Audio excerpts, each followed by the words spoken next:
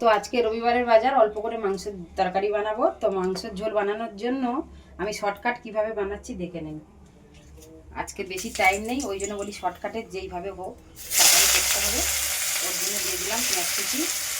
বাস পেঁয়াজটা একটু ভেজে নিলেই আগে ভাগে হয়ে যাবে। মাংস সবসময় তো টাইম বেশি থাকে না, ওর জন্য আজকে ভাবছি যে একটু তাড়াতাড়ি করবো। তো মশলাটা কষানো হয়ে গেছে, ওর উপরে দিয়ে দেবো একটু এখন গরম মশলা। সেই গরম মশলাটা রেখেছিলাম, তো গরম মশলা একটু দিয়ে দেবো। দেওয়ার পরে এখানে মাংস দিয়ে দেবো।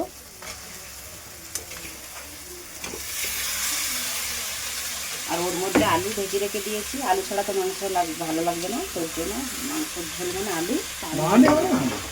বাঙালির বেস্ট আলু দিয়ে, সব কিছুতে আলু না হলে চলে না একসাথে।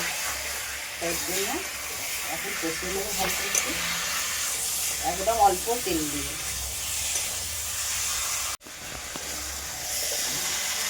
তো দেখুন এখানে মাংসটা কষিয়ে নিয়েছি 10 মিনিট মতন, বেশি কিন্তু কষাচ্ছি না আমি, কেন অল্প তেল দিয়ে বানাচ্ছি ওর জন্য। তো আমি এইভাবে বানিয়ে খাবেন, খুব ভালো লাগে। হাতে টাইম নেই, কি করব, মাংসের ঝোল খেতে ইচ্ছা করছে ঝটপট করে, তাই এখন জল দিয়ে দিলাম। হাতে টাইম কমের মধ্যে কিন্তু এইভাবে বানালে অসাধারণ লাগবে খেতে। বানাবে একদম তেল কম। তো দেখুন এখানে ঝোলটা কিন্তু রেডি হয়ে গেছে, চিকেনের ঝোল দেখতেই পাচ্ছ। বেশি পাতলাও না বেশি মোটাও না, মোটামুটি ঝোল বানিয়ে নিয়েছি। তো খুবই সুন্দর, এইভাবে বানাবেন।